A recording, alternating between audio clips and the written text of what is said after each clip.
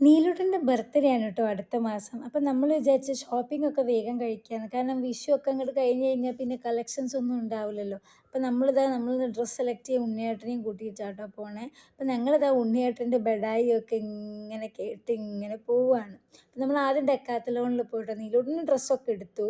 പിന്നെ നമ്മൾ ഡെക്കാത്തലോണിൽ പോയി കുറച്ച് പാൻസ് ഒക്കെ എടുക്കാണ്ടായിരുന്നു അവിടുന്ന്. അപ്പം നീലൂട്ടൻ ഇതാ നടന്ന് പഠിക്കുന്നുണ്ട്.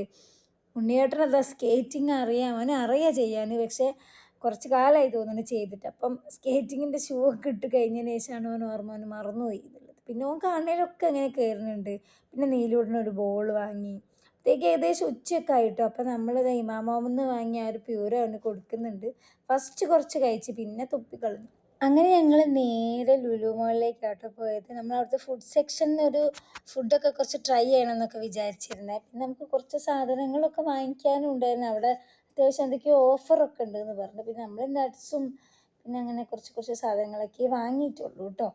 പിന്നെ നമ്മളിതാ ഫുഡ് സെക്ഷനിലേക്ക് പോയിട്ട് ഗീ റൈസും നീലൂട്ടന് കൊടുക്കാമല്ലോ, അപ്പോൾ പിന്നെ ബിരിയാണിയും ചിക്കൻ 65ഉം ക്രാബ് റോസ്റ്റും ചിക്കൻ കറിയൊക്കെ വാങ്ങിയിട്ട് അവിടെ മുകളിൽ തന്നെ ഒരു ഡൈനിങ് സ്പേസ് ഉണ്ട്. നമുക്ക് ഇവിടുന്ന് വാങ്ങിച്ചിട്ട് അവിടെ പോയിട്ട് കഴിക്കാം.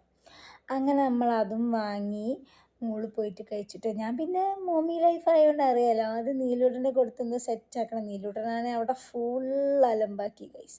അങ്ങനെ ഞങ്ങൾ അവിടുന്ന് ഫുഡൊക്കെ കഴിച്ചിട്ട് നേരെ സ്റ്റുഡിയോയിലേക്ക് പോകാമെന്ന് വിചാരിച്ചു. ഉണ്ണിയും ബിജോയും ഭയങ്കര കമ്പനിയാണ് കേട്ടോ.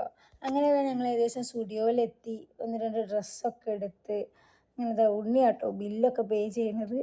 അങ്ങനെ ഞങ്ങൾ നേരെ വീട്ടിലേക്കൊക്കെ പോയി ഷട്ടിലൊക്കെ കളിച്ച് അങ്ങനെ ആരുടെ വൈൻഡപ്പ് ചെയ്തു. അപ്പോൾ ബൈ.